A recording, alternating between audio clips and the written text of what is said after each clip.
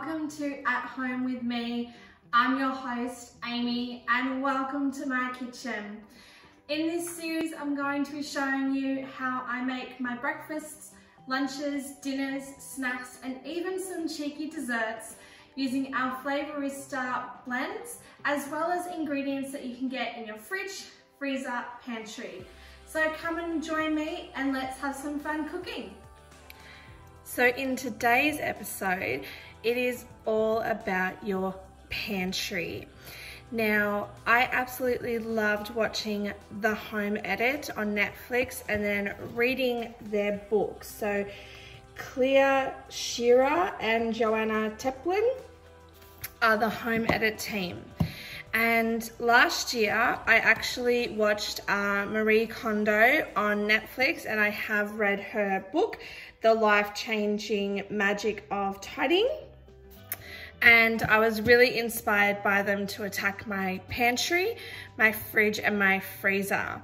It's really important when it comes to cooking your breakfast, lunch, dinner, snacks, and desserts, and really to avoid those takeaway meals by always having the ingredients that you need to whip a meal together. So I'm going to take inspiration from Kim McCosker and Rachel Birmingham, who created the 4 Ingredients Cookbook series. And I got inspiration from the movie Julie and Julia, about Julie going through the French cookery book, cooking every single recipe. So I'm going to make sure that I have all the pantry ingredients that I need to create all my beautiful recipes, and I'm going to make sure that my fridge and my freezer are really organized, and that I also have the bare essentials that I need. There's some items that you're just going to have to buy on the day. However, there are a lot of perishable and non-perishable items that it's really good to always have them on stock, and you'll find that that actually also helps your budget. So first things first is that you create a big space that you can empty your entire pantry out onto, so that you can see everything that you're working with and have a clean slate to work with for your pantry. So I'm going to take a few photos and I will be showing you exactly what I'm maybe getting rid of and exactly what I'm keeping, why I'm keeping it, and then I'll also create my grocery list of the items that I'm running low on, or the items that are those everyday items I always need to have available but I don't have in stock. So I will check in with you in a few minutes. Hey everyone. So I got so in the zone with taking everything out of the pantry and finding homes for everything that I didn't take a before picture. However, I'm going to go through the pantry now as the finished result and talk you through why my pantry looks how it looks. So starting from the top is all of our isogenics, and then all of my baking items. And then we've got baking items continued.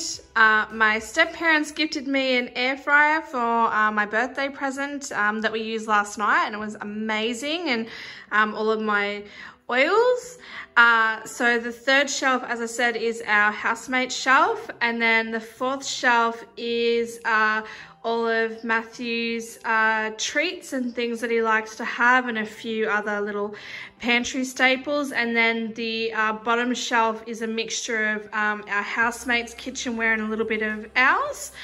So I'm much happier with how it looks now. Before it was an absolute mess, and I'm really happy that I've given Matthew his own shelf for all of his stuff. So everything, as you can see, most of it is in containers, and I can easily see what is in each container, and it's really accessible.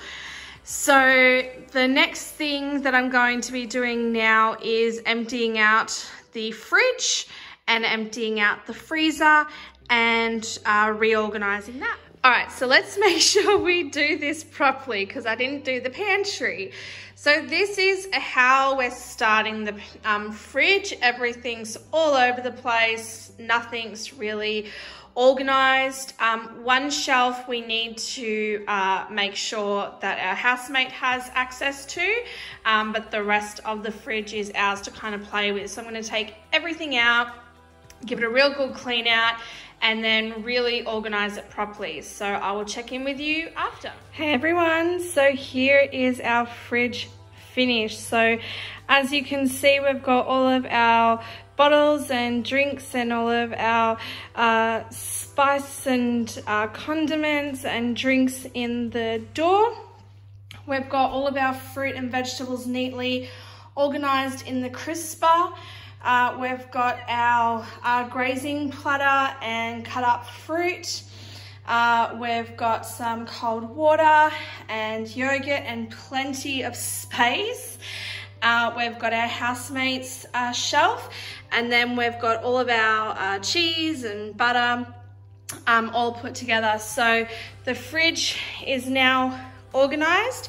So now it's time to get onto the freezer. So this is our upstairs freezer. So I'm gonna take everything out, but it won't be out for very long because I don't want anything to really thaw and need to be used. So I'm gonna take it all out, reorganize it, and we also have a freezer downstairs that I need to look through and organize. And this is our chest freezer.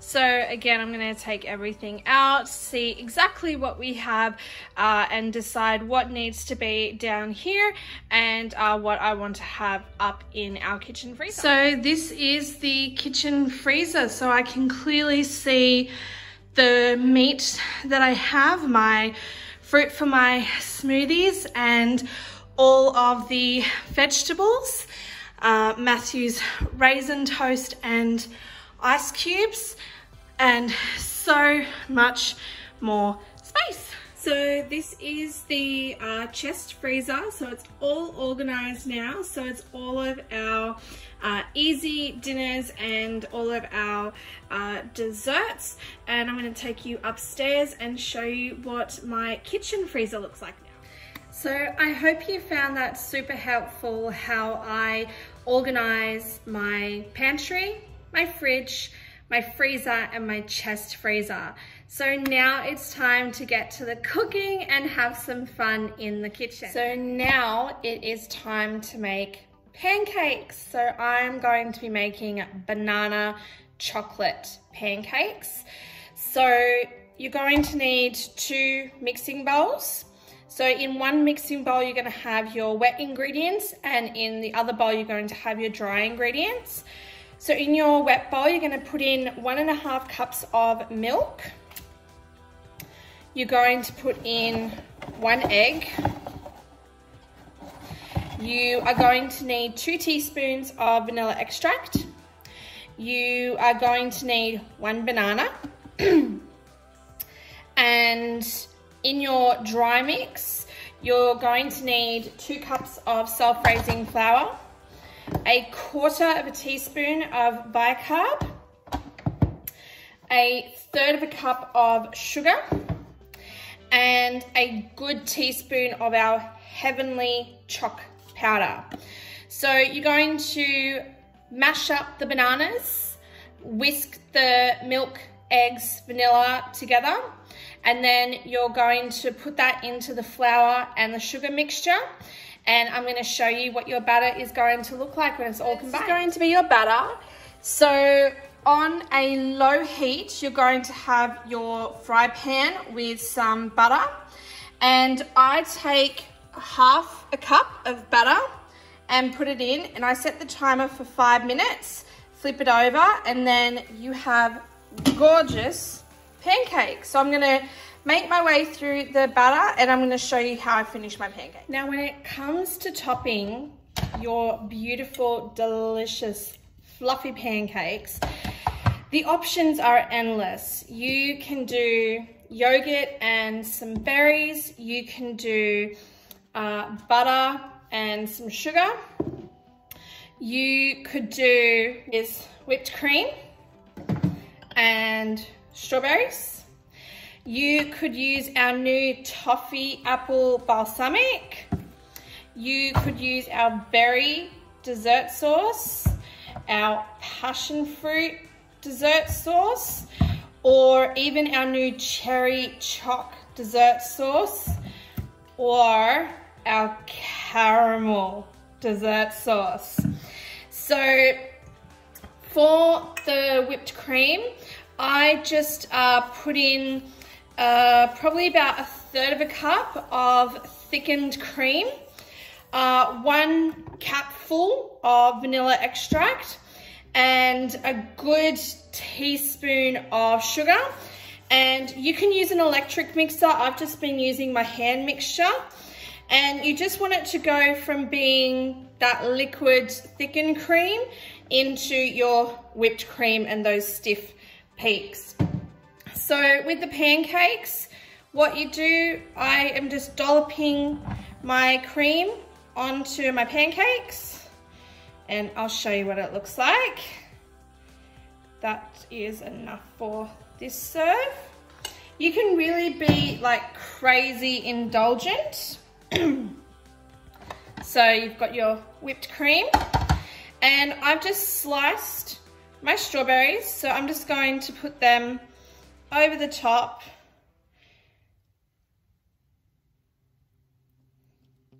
So you can use blueberries, raspberries, blackberries, you could use banana and really emphasize the flavor that's in the pancakes.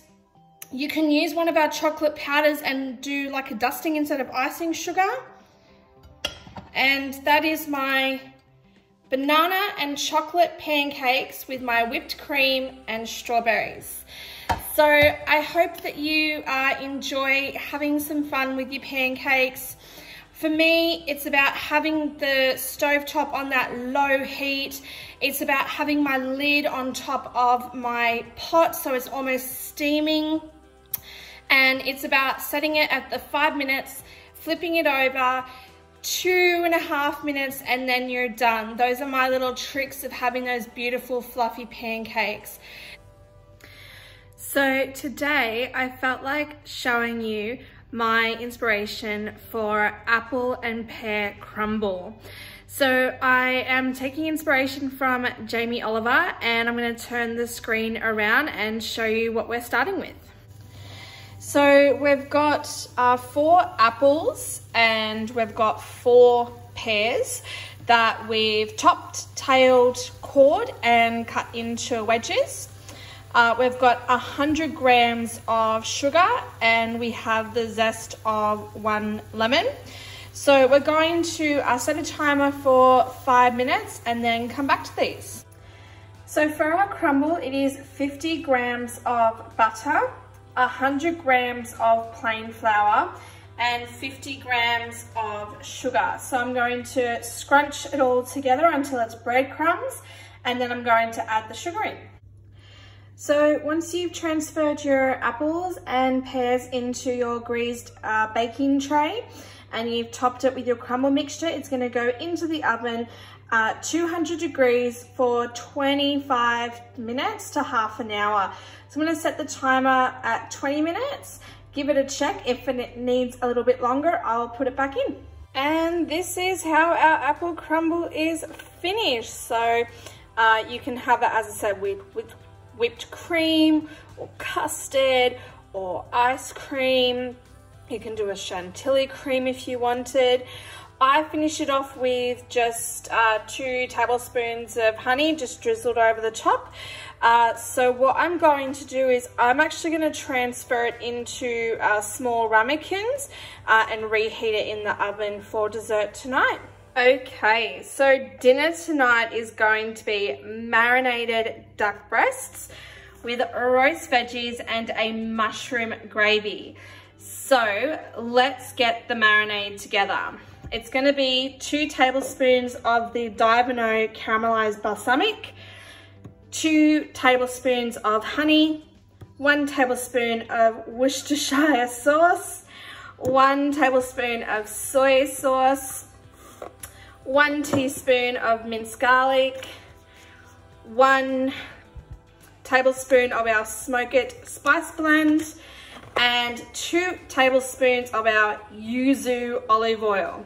So I'm gonna mix up the marinade and show you what it looks like. So now we have our gorgeous marinade on our duck. So we're going to cover this with some cling wrap, sit it in the fridge and set a timer for 2 hours. So now it's time to prepare our roast vegetables to go with our beautiful marinated duck. So I've got half a quarter, so an 1/8 of a Jap pumpkin. I've got 2 carrots. I've got 2 potatoes. I've got 1 onion.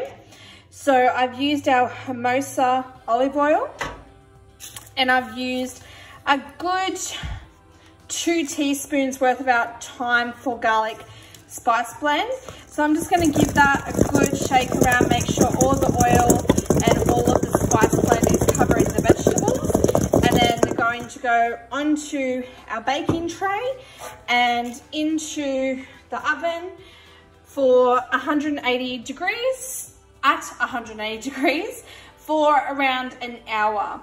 And at the 45-minute mark, so 15 minutes in, I'll add the chicken breast. So we will come back in 15 minutes. Okay, so the vegetables have been in for 15 minutes. So now it's time to add our marinated duck. So veggies on one side, duck on the other. Do not discard the marinade. We're going to reduce it up on the stovetop and turn it into a glaze. And I've got to tell you, our yuzu olive oil that's part of the marinade smells so good. So you're just gonna have that marinade on a really low heat until it becomes thick and becomes a beautiful glaze. So in another pot, I've just put in a couple of tablespoons of butter and about 150 grams of sliced mushrooms. And I'm just gonna add in a good tablespoon of the gravy powder, a little bit of water to turn this into a mushroom gravy. And here we have our marinated duck breast, roasted vegetables and mushroom gravy. I cannot wait to get into this delicious meal. So happy! So I hope that you have enjoyed today's episode of pancakes, apple pear crumble, and our roast duck and roast vegetables. I'll see you on our next episode of At Home with me. Be safe, be well, much love, and happy cooking!